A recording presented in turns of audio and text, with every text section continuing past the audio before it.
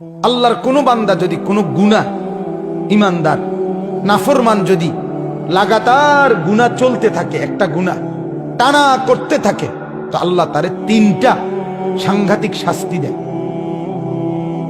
কথা বুঝছেননি আমার? মানে এক তো হলো আমার গুনাহ হয়ে গেছে, আমি ছেড়ে দিছি, আবার সাথে সাথে ভুল হয়ে গেছে। আরেকটা হলো গুনাহই আমার জিন্দেগি, আমি গুনাহটাকে, আল্লাহর এই নাফরমানিটাকে আমার জীবনের সাথে মিশিয়ে ফেলছি। এটাই আমার ধারাবাহিক 10 বছর, 5 বছর, 20 বছর, 6 মাস আমি একই রকম নাফরমানি করছি। এরকম যদি করো হয়, আল্লাহ যখন অসন্তুষ্ট হয়, ভাই ছেলেরা তোমরাও শোনো, আল্লাহ তখন তাকে 3টা সাংঘাতিক শাস্তি দেয়। কি কি? 1 নাম্বার, আদাল্লাহুল্লাহ, আল্লাহ তখন নিজে নারাজ হয়ে আল্লাহই তাকে পথভ্রষ্ট, গোমরা করে দেয়। যা, ঠিক আছে বান্দা, আজ 6 মাস আমাকে মনে পড়লো না, আজ 6 বছর আমাকে মনে পড়লো না, আজ 20 বছর এক টানা এই গুনাহ করছো, ছাড়তে পারলা না, ঠিক আছে, লম্বা সময় আজকে আমি সিদ্ধান্ত নিলাম, তুমি বান্দা আদাল্লাহুল্লাহ, আমি তোমাকে গোমরা করে দিলাম, জান্নাতের রাস্তা থেকে সরায় দিলাম, যা নাফরমান, এবার তুই যেদিকে মন চায় যা। এটা আল্লাহ করে। 2, ওয়া খাতামা আলা সামঈহি ওয়া কলবি, কোরআনের আয়াত।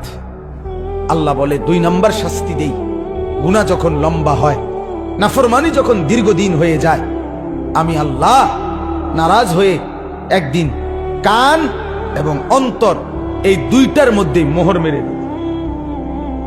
ওয়া খাতামা আলা সামঈহি ওয়া কলবি, কানে এবং অন্তরে আল্লাহ বলেন আমি মোহর মেরে দিই।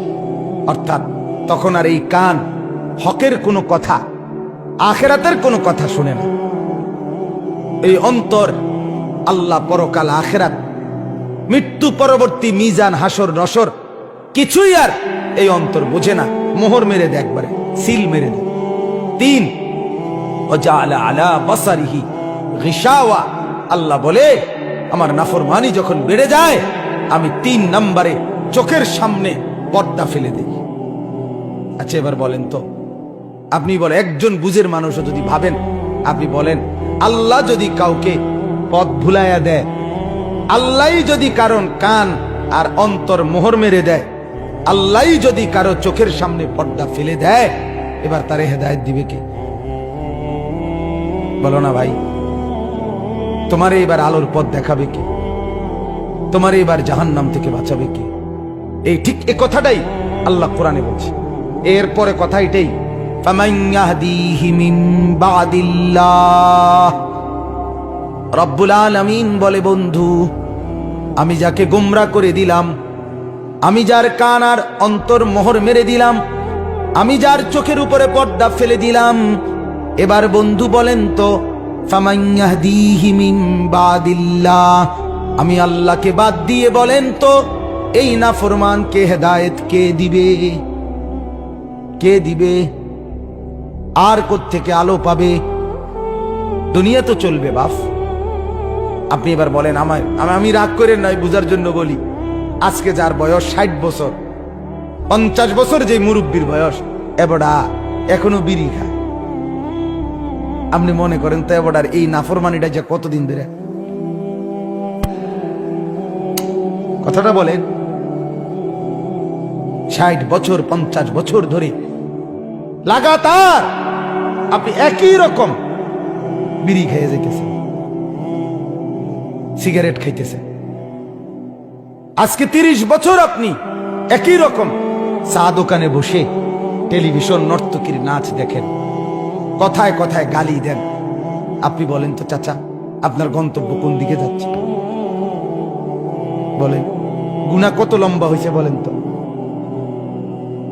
আজকে 20 বছর মনে করেন যার ঘরে রঙিন টেলিভিশন চলে, একই রকমের প্রতিদিন স্ত্রী ছেলে মেয়ে নাচ গান সিনেমা নাটক দৃশ্য উলঙ্গ পনা দেখে, এই ঘরের হালাতটা কি মনে হয়? কত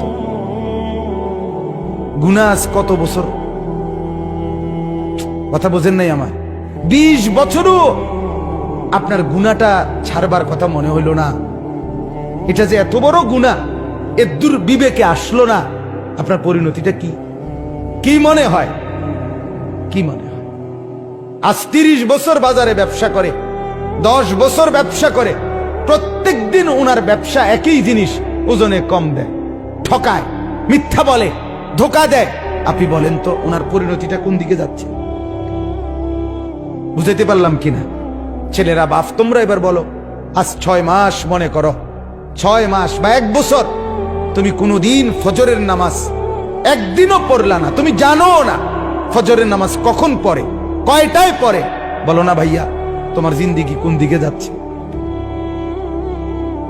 যদি এমন হয় একদিন আর মনে না পড়ে তুমি মুসলমান, কি হবে তোমার? দুনিয়া দুনিয়া চলবে, বাপ, বাত আটকাইবে না, খানা দানা বন্ধ হবে না, বিয়ে শাদিও বন্ধ হবে না, বাচ্চা কাচ্চাও হইব, পেশাব পায়খানাও চলব, ঘুমও আসবে।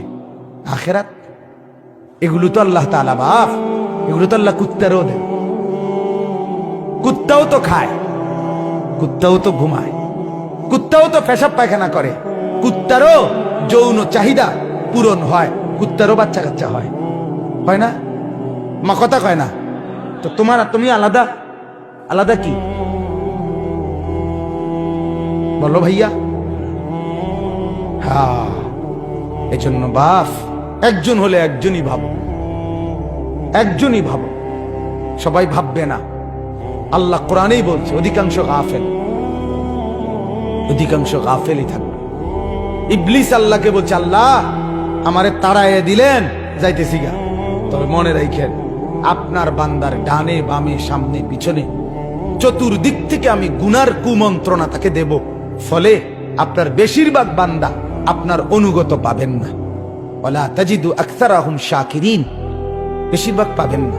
এ তো আগের কথা, আল্লাহ কাছে ইবলিস বলে রাখছে। কিন্তু একজনই ভাবেন। আপনি বলেন না আপনার ছেলের গতি কোন দিকে?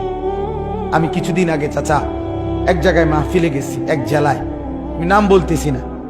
ওনাদের বাবা, কথা শুনেন, 6 সন্তান, ওনাদের বাবা ওই জেলার শ্রেষ্ঠ আলেম ছিলেন, বড় মাদ্রাসার প্রতিষ্ঠাতা। ওই মাদ্রাসার মাহফিলে গেছে, 6 ছেলেই লন্ডন থাকে, তার মধ্যে 4 জন দেশে আসছে ওই মাহফিল উপলক্ষে।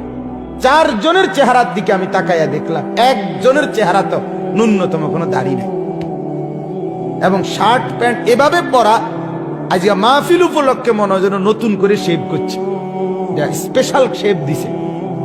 কথা বুঝছেন? আহা, আপনি বলেন তো, আপনি ভাবেন তো, এই বাবার ছেলেরা যদি এভাবে ইসলাম ভুলে যায়, এদের সন্তান, কথা বুঝেন নাই আমার, এদের পরবর্তী জেনারেশন, এর পরের জেনারেশন আর চিনবে ইসলাম? 50 বছর পরে কি হইতে পারে? ছেলেরা এবার তোমরাও বলো ভাই, আমার অনুরোধ ভাই, আমি খুব বেশি আহাজারি করি, তোমরা এই ছেলেরা তোমরা বলো, তোমরা যদি জীবন এমন হয় তোমাদের এই বয়সে, তোমরা যদি সারা দিন মোবাইলেই ছবি দেখো, নাচ দেখো, গান দেখো, সিনেমা দেখো, নর্তকী দেখো, এক ওয়াক্ত নামাজ পড়তে যদি মন না চায়, তো তোমার সামনে যে জেনারেশন আসবে, আমি যেমন আমার বাবার ছেলে, আমারও তো এখন 4টা ছেলে মেয়ে, কথা বলেন না কেন? তো তোমার সামনে তো চিরেই আগামী 20 বছর পরে, আগামী 30 বছর পরে তোমরাও ছেলেরা, তোমাদেরও তো জেনারেশন আসবে।